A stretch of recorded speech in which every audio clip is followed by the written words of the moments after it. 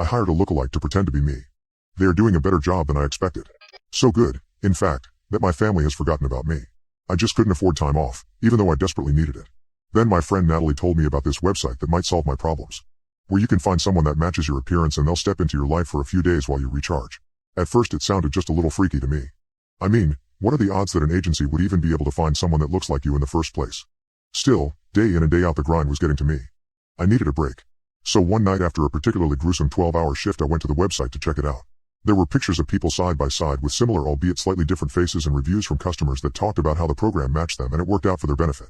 I figured since Nat had given me a coupon to try it out, why not? I typed in the code and got a long list of terms and conditions that like everyone else I scrolled through. Then I was asked to provide a recent photo or take one with my webcam. Once that part was done I was asked a few personal details and I adjusted my radius to within 100 miles. Not long after the results came back. No matches found within the area. I kinda figured that response, but it had been worth a shot. I went to bed not thinking about it much, until the next morning when I got an email notification that told me there was a new match. Lookalike in your area. Do you want to make contact? The message read. I checked out the user's profile, a bit disturbed at how they looked like me in almost every detail and then shook off the feeling for a second, consenting to the arrangement. According to the contract my lookalike would be there within the hour. To be honest I was so excited I actually jumped with joy. Finally a chance to get away from it all, I thought. The service showed up 10 minutes early the next day and when I opened the door I couldn't help but to gawk. Wow, it's like looking in a mirror, I told the woman. What's your name anyway? I asked. For all intents and purposes I am you, she told me as I gave her a brief tour of the house and explained about my girl's allergies and preferred foods. She was jotting everything down in a notebook and asking a few standard questions. Honestly nothing made me raise any red flags. Either that or honestly I think I was just so glad not to have to go to work and have some me time that I didn't care. Now don't get me wrong, I made it clear that I wanted to check in on my kids at least twice a day via FaceTime. I'm not an idiot. And the service website told me all the personal information I needed to know in case this employee did something crazy like try a kidnapping or whatever. Things truly didn't start getting out of whack until I tried to call and check on the kids.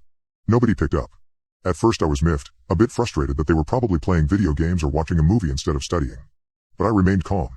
I didn't want to spend my few days of freedom fretting about something insignificant. But then the next day I couldn't get a hold of them either and that nagging doubt in the back of my mind started to pester me. Was everything really okay? I tried really to not let it bother me, but eventually I just had to see if everything was fine. So I decided instead to call a neighbor. Barb here, who am I speaking to? Nice. It's Mel from next door. Hey, I haven't heard from the kids and. But that was as far as I got. A second later she interrupted me with a bizarre statement. Is this some kind of a joke? What do you mean? I asked. Truthfully I didn't know what else to say. My neighbor is in my kitchen drinking coffee and her kids are playing games. I don't know who you are and I would suggest you stop bothering us. Then she hung up. That nagging doubt? It had just transformed into a mountainous region of concern. I needed to get home immediately. I canceled the rest of the vacation and drove all the way in a single night. It wasn't far, but it still felt like it took forever. As I pulled into my driveway, I felt this strange eerie and sickening feeling starting to overwhelm me. Something was wrong. And each step toward the door felt like impending doom. I jiggled with my keys and tried to open the lock. But it didn't budge. I double-checked to make sure I had the right key, then I knocked. It was cold and a little past 10. The porch light flickered on and the lookalike came to the door wearing my pajamas. My youngest was right behind her, sleepy-eyed and brushing her teeth. Can I help you? The lookalike asked through the thin glass that separated. Yeah.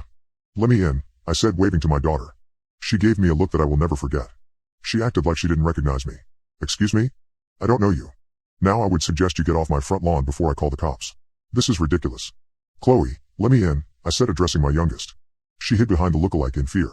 Ma'am, this is scaring my daughter. You need to leave, the lookalike instructed. You're? I snapped trying to not let my temper show. What the f was going on?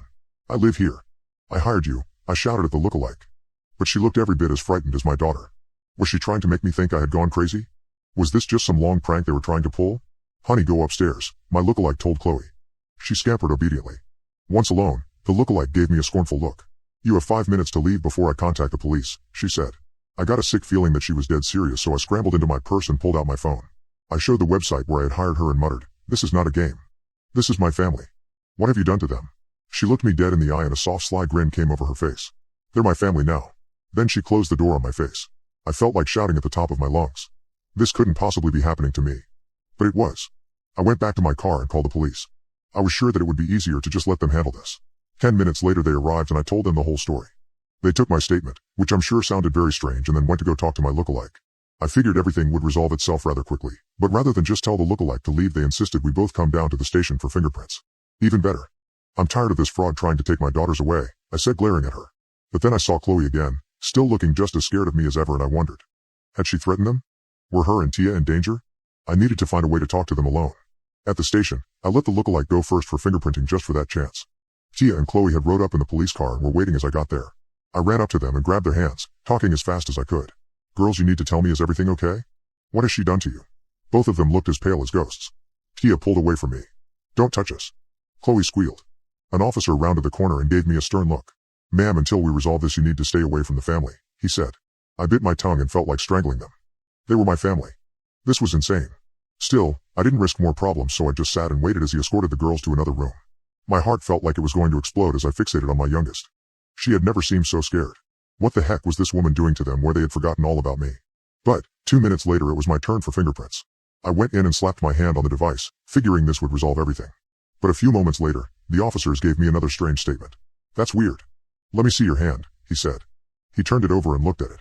Did you burn your fingers, ma'am? I snatched my hand back and looked. My fingerprints were gone. I think I must have been standing there for a long moment because the officer was asking to take blood and saliva, but already I saw the lookalike trying to convince the sheriff to let her go with my children. I snapped. You can't take them. I don't know what the hell you did to me. But those are my kids, I shouted angrily. I lunged for her as she grabbed a hold of Chloe and Tia. 2 officers tased me a moment later. When I woke, I found out that the woman who was now going by my name wasn't pressing charges. But she did file a restraining order. You can't come within 100 yards of her or her children. I found out shortly that her fingerprints matched my own. It was impossible. Impossible but true. How is this happening? I sobbed as I came out to the lobby. I had only one last thing to try. Natalie. The one that told me about this website in the first place. Surely she could solve this crazy problem. I left the office in a mad dash and caught a taxi toward her house. She was outside gardening. Thank God. You're here, I shouted as I ran toward her. What? Natalie asked, shocked by my expression. You need to help me. That website you told me about. That woman I hired is taking over my life. She even got the girls to believe her. I don't know how. But you're the only one I can turn to. I screamed. Natalie processed everything I said slowly, her brain clicking into gear as I finished my statement. Then, she opened her mouth and the dread overwhelmed me again. I'm sorry. Do I know you?